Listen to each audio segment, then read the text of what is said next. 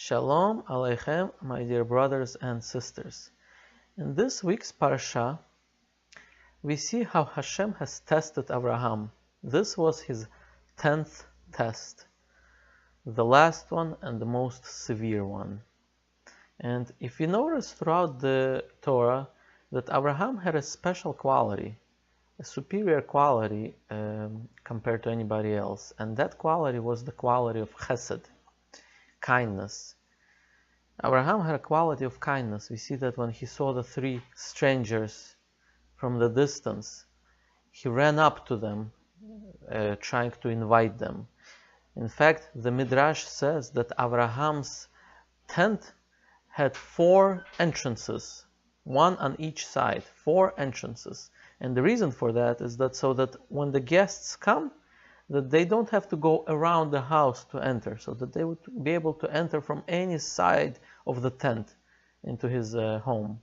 In fact, the Midrash also says that Abraham put his tent on the crossroads.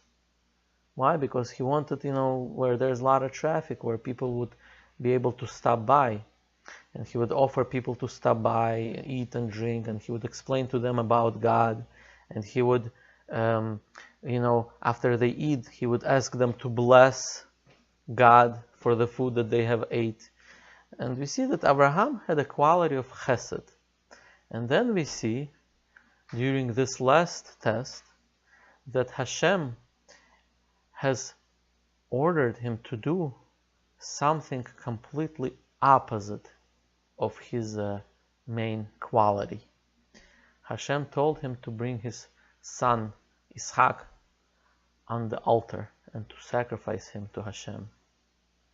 And this was a complete blow to Abraham in a way. Why? Because for all these years, when Abraham preached about monotheism, preached about God, one of the things he taught to people was that there is no such thing as human sacrifice. You have to stop that nonsense. There is only one God. You cannot, kill and sacrifice to your idols. This was one of the things that he would preach. And suddenly, God tells him to do something completely opposite of what he always has been preaching. And this was a really mind-blowing to Abraham. This was a really confusing thing that God told him to do. And yet we see, without any question, he saddles his donkey early in the morning because he didn't want to postpone the commandment of God. He saddles his donkey himself early in the morning, and he takes his son Isaac, and they go on a 3-day journey. And Hashem said, you have to go to a mount which I will show you, the Mount of Moriah. And they go on a 3-day journey. And now the Jewish Chachamim explain, why 3-day journey? Why didn't Hashem order him to do something right there, right now? And the explanation is that if this was an act that Hashem told him to do right away, right there, and Abraham did it, the later generations could claim that Abraham was so overwhelmed by this emotion, he just went ahead and did it without even thinking exactly what he did, and he, fulfilled God's will. But this is not what Hashem wanted to the impression that Hashem wanted to convey. He told Abraham to go to a journey which takes 3 days so that Abraham could contemplate. And the whole journey, Abraham could think about what he's about to do.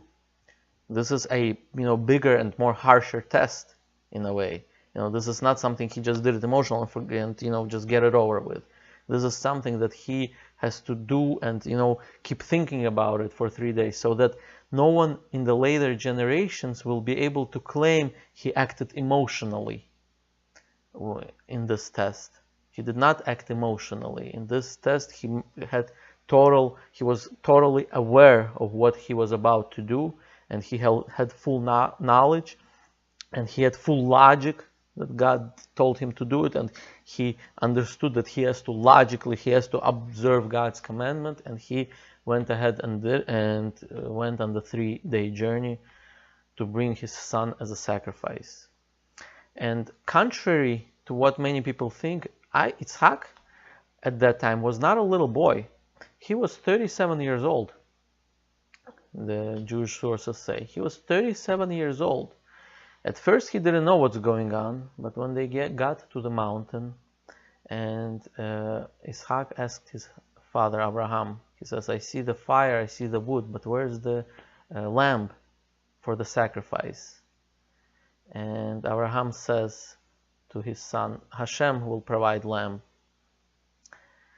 And at that point, the Midrash says that Yitzhak understood what's going on. He understood that he's going to be the sacrifice. And again, without any question, he followed his father's lead. And the Midrash actually tells something really emotional. The Midrash says that Yitzhak told his father right before this action, he says, Dad, tie me up really strong so that I don't move and I don't like nudge, and therefore the shechita is going to be non-kosher, meaning the slaughter is going to be a non-kosher slaughter. Because when, according to the Jewish law, when bringing a sacrifice, it has to be a kosher slaughter. And if there's some kind of movement, let's say he jerked his knife a little bit, then the sacrifice becomes non-kosher and therefore it's invalid. So Yitzhak asked his father to tie him up really good so that he would not move accidentally and cause the sacrifice to be invalid. And as you probably heard the story, when Abraham raised his hand and was right about to slaughter, and actually the Midrash says that he already got to the neck. He was already got to the neck and he was about to slaughter his son. That's when the angel called up to him and says, Abraham, don't touch him, leave the boy alone, this was just a test.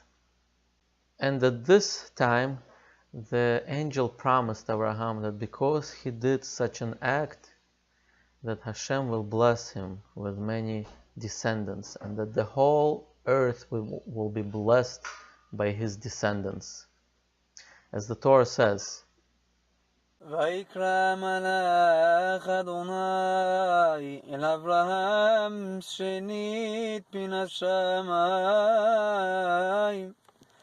ויאמר בי נשבעתי נאום אדוני כי אשר עשיתם את הדבר הזה ולא חסכת את בנך את יחידך כי ברך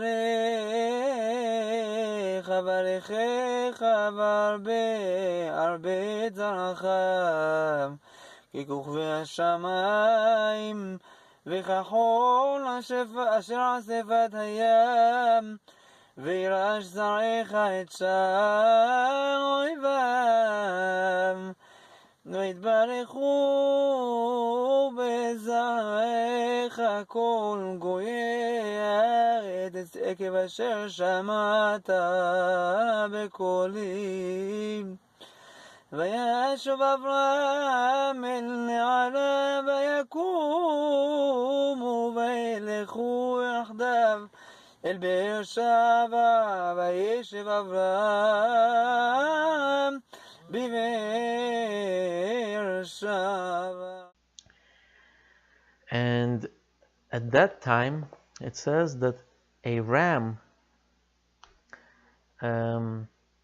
got stuck by its horns in like a bush or tree, something like that, and it got stuck, and Abraham was able to take that ram and offer it as a sacrifice instead of his son.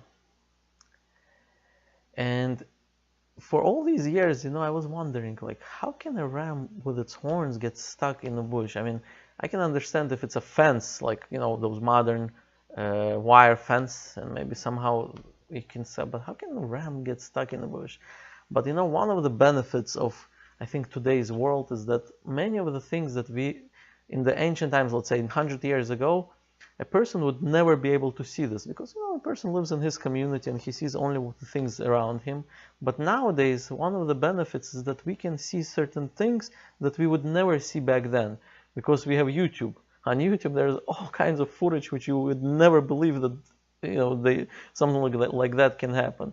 And I came across this footage, and I would like to share exactly how a ram got stuck with its horns on the tree, on the single branch of a tree. And so to me, when I saw this, I'm thinking, oh, so this is probably how the ram of Abraham got stuck. But this is my imagination. Obviously I could be wrong, but I think this is worth to watch. And and I think the lesson to be learned here is that some things you read in the Torah and you don't understand, be patient. Be patient. Maybe someday God will reveal it to you and you will somehow understand what the Torah is saying.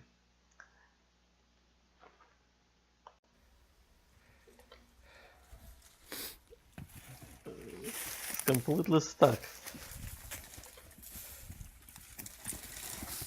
It's stuck by one horn on that one branch, on that one stalk of a tree or whatever that is. And it's just because it has that hooked type of horn, there's no way it can get out. And yeah, no matter what it does, it cannot get out. Tutaj będę. It really needs the interference of a human being to get that ram out of that tree. And it's interesting, if this was in the wild, this ram would probably be food for some, a predator.